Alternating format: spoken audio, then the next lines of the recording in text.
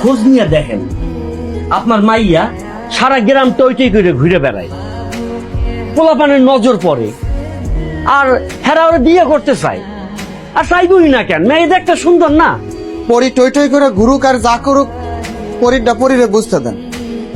পরির নিজেরও তো একটা পছন্দ থাকতে পারে কি? আমার তো মনে হয় পছন্দ আছে। তুমি সে কথা নমস্কার। ঘর সাহেব, আপনি আর কথা বাড়ায়েন না। আমার সাফ কথা, আমি কোন বড় লোকের লাগে আমার মাইয়া বিয়া দিব না। আপনি এখন জানতো মেয়ের জীবনটা লই ঘাউরমি কই দিন না। কি বললেন আপনি? হ্যাঁ, আপনি মালি আমার বাপের ফল দিবেন? একবার বলছে না বড় লোকের সাথে বিয়ে দিবে না, কানে ঢুকে না কথা। এই পরি, জাল ঠিক মতো পাচ্ছস? কাকু ঠিকঠাকই তো পাচ্ছি। জালে মাছ ধরা পড়বো তো? হ্যাঁ, কমু কেমন করা কবি কেমনে জাল পাচ্ছ তুই জানাস না? তার আয় দেখি। ওহ, এখন তোমার শরীরটা কেমন লাগতেছে? ভালো। আর কিছু খাইবা? জি না, থ্যাংক ইউ। তোমার তোমার নাম কি, কই থাকো, পরিচয় তো কিছুই দিলা না। রাকিব। রাকিব? হ্যাঁ, সেটা তো বুঝলাম, কিন্তু রাকিব তো একটা মানুষের পরিচয় দিতে পারে না। নিয়ে যাই রাখাসো, পরিচয় কি, কই থাকো সেটা কইবা তো।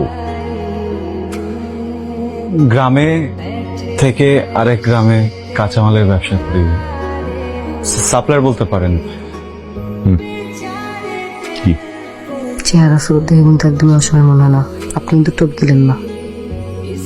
আমি দেখতেছি, চুপ কর। আচ্ছা, তোমার নামটা কি জানি কইছিলা? রাকিব।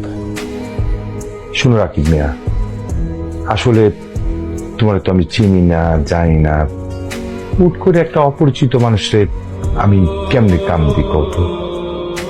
তুমি বিপদে পড়ছো, আমি তোমার নিয়ে আইছি, তুমি রাতটা থাকো, কালকে আমি কি করণ যাই আমি সেটা ভাব। কেন আমার সুবিধার মনে হইতেছে না।